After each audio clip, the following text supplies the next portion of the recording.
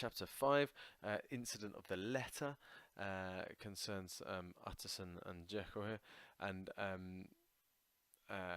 Utterson goes around to see Dr. Jekyll, and he's looking really really sick, and he says, you know, I've got this letter here from Hyde saying he's gone away and that's it, he's finished. No one's ever going to see him again. You don't need to worry about him. Yeah, it must have been him who did it, but he's gone now. And he says, I'm going to leave it with you, Utterson. I don't know really what to do with it, but I trust you. And so Utterson's Clark then, Utterson doesn't really get it. He says, you know, I'm worrying about you. And Jekyll says, oh, I've had this lesson. You know, what a lesson I've had. And we're starting to get the understanding that he's perhaps more closely linked with Hyde than we know as yet. Utterson's kind of groping around blindly, and he says, oh, you know, I think he's going to kill you. I think you've had a lucky escape. Good, that we're glad that Hyde has now legged it and disappeared. But then he just pauses on his way out, does old Utterson, and he checks in with Poole, and he says, what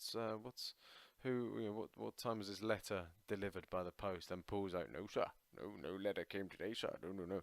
And so the plot thickens, and you think, oh well, okay, what's going on here? How has Jekyll got that letter? And he's still not getting it though. So he takes his letter home, and his Clark guest has a look at it, and he says, "Well, it's not." You know, he studies the handwriting. Says, "Oh, he's not mad, but it is a bit weird. What's going on here?" And then another note comes from Dr. Jekyll, and Guest looks at them both, compares them, and he says, "Hold on, they're basically the same handwriting here. Just one's sloped." And Utterson's like, what's going on? What? Hey, Henry Jekyll must be forging for a murderer, and he's not quite there. You're going, come on, man, work it out by now. Because most of the readers have, even if you arrive to Jekyll and Hyde not knowing that Jekyll is Hyde and Hyde is Jekyll, which basically no one does anymore, but even if you were to, you'd have probably worked it out by now that they're one and the same. Poor old Utterson hasn't. And so the confusion carries on. Chapter 6 is the incident of Dr. Lanyon. Hyde disappears, and he's just gone, disappeared on the face of the earth. Not a whisper, but all this detail comes out about him that is disgusting, and that his man's cruelty and his history and blah blah blah. And Jekyll seems to be much happier again. But then all of a sudden, Jekyll refuses to see Utterson. Utterson visits Lanyon, who is now dying, but won't say why, how Jekyll is responsible for his death. We find out the details of this later in chapter 9 and chapter 10. And then Lanyon dies, and he leaves this letter to Utterson, but it says you can't open this letter until Jekyll is dead or has disappeared.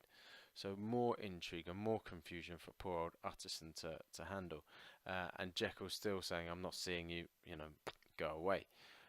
Poor old Utterson remains in the dark. So we got this detail from about Hyde's past and his history and so on, and all we're finding out is that Lanyon has had a shock, and he's never going to recover. Of course, the shock we later find out is that he's seen Hyde transform into Jekyll, and Jekyll says in that instance that I'm the chief of sinners, I'm the chief of sufferers too. Chapter 7, incident at the window. Short chapter. Enfield and Utterson are having another little wander, and they see Jekyll up in the window, their old mate Jekyll, and they say, hey Jekyll, how you doing? Nice to see you. My old mate. And he says, oh, come down, yeah, let's come hang out. And he's saying, oh, I'm not sure about that. Well, and then suddenly there's this kind of, he gets seized by something, has this contortion of pain and suffering and abject terror and despair, and it freezes their blood. So it's really, really shocking. They're horrified by what they see at the window, and then Jekyll sort of slams down the window before he can, the game is given away. But they sort of leave, and they don't say anything. They sort of wander on in silence, and then you get a few buildings or a few blocks away, as Americans would say, and then they start admitting, God, that was terrifying, because they basically saw a transformation go on, something fairly supernatural and hideous. So fairly short chapter, that one. On to chapter 8 is the last night. Okay, so the narrative is building towards its conclusion here. Poole comes to get Utterson, comes and knocks on Utterson and says, you better come round, Mr. Utterson, all the servants are really scared. So he thinks there's been foul play. He says Jekyll remains locked in his lab and keeps demanding Poole go off and get him all sorts of drugs from this cocktail of drugs from across town. And the servants are all huddled there. They're all terrified, like a flock of sheep. Poole says his master doesn't look like himself anymore, and Utterson's like, well, come on, maybe he's just changed a bit. He's sick, he's ill, and he says, well, no, he's about 2 foot smaller or 2 foot shorter, and I know what I'm talking about, sir. And so then they decide. They said, right, I'm going to give Utterson, like the English gentleman, I'm giving you fair warning, sir. I'm about to bang down your door. Don't say I didn't warn you. And then they hear from the other side Hyde's voice saying, "Oh, have mercy." And so they say, "Hey, it's not Jekyll, it's Hyde, right? We got to go. Hyde must be in there and killing him. We got to smash it down." So they batter it down, and what do they find on the floor? Well, they find Hyde's body twitching away on the floor in Jekyll's clothes. And they start thinking, right, Jekyll, he must be buried under the floorboards or something, but no sign of it, and they don't get the truth until they find Jekyll's will, which leaves everything to Utterson, including a letter of explanation. So he's now got these 2 letters, which we then read about in chapter 9 and chapter 10, which basically explain the rest of the storyline.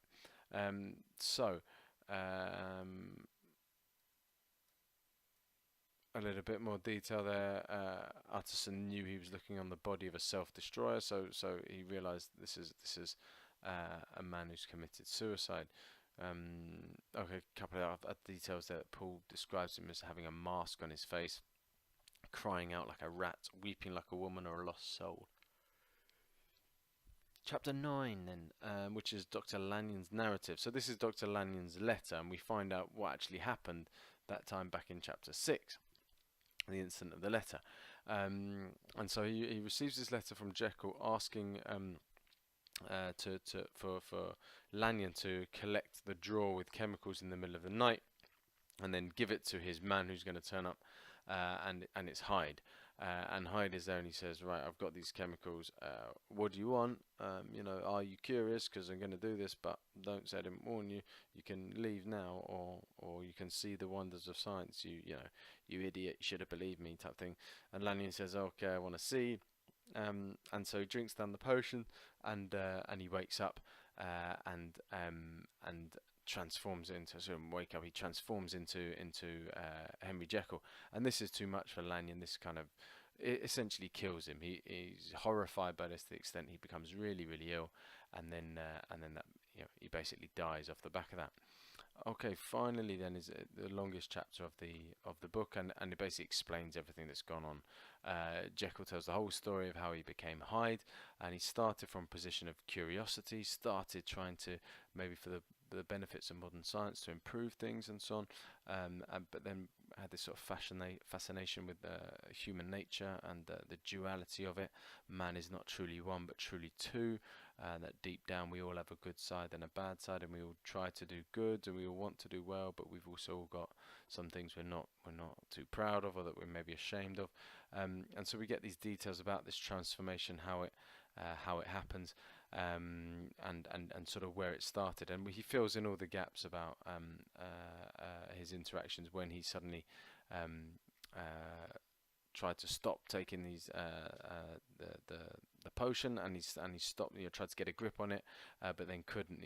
It's reads a bit like an addiction to a drink or drugs, that he doesn't want to do it, but that it gets the better of him, and he does it again, and then he commits the murder of Danvers Carew, and then realizes how awful it is, and tries never to do it again. But what's quite interesting is he quite honestly talks about the extent to which he enjoys it. He enjoys the freedom, he enjoys the liberty, he enjoys the sense of thrill and the excitement that bringing out his Hyde side gives him. Perhaps on a high of drugs or drink, it can be. It's a metaphor for where he is brings out his confident side, or he feels liberated and doesn't have constrained by the Victorian society and the expectations of a gentleman. He can be who he wants to be, and he gets a kick out of this. But then he finds it takes him over, and he finds that he's turning into Hyde even when he doesn't take the potion. So he's got to have the antidote on demand at all times. Then realizes he's running out of the antidote, sending Paul off to all corners of London to find it. Only at the end does he realise that it was probably impure in the first place, which the first time he did that, which has caused this change to happen. And he keeps needing to take more and more of this stuff to control Hyde taking over, and then he realises he's running out. And the addiction has basically taken over him. So where he thought he was in control of it at the start, he wasn't, and his Hyde side kept getting the better of him. Even though he wanted to be good, he could no longer control it towards the end.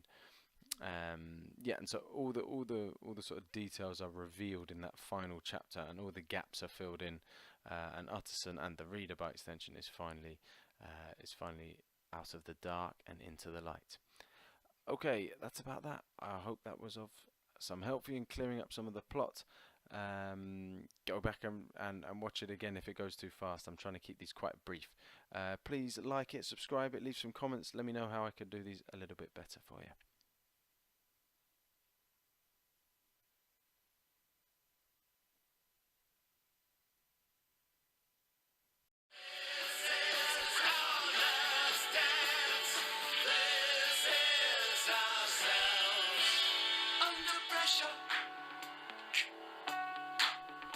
Under pressure.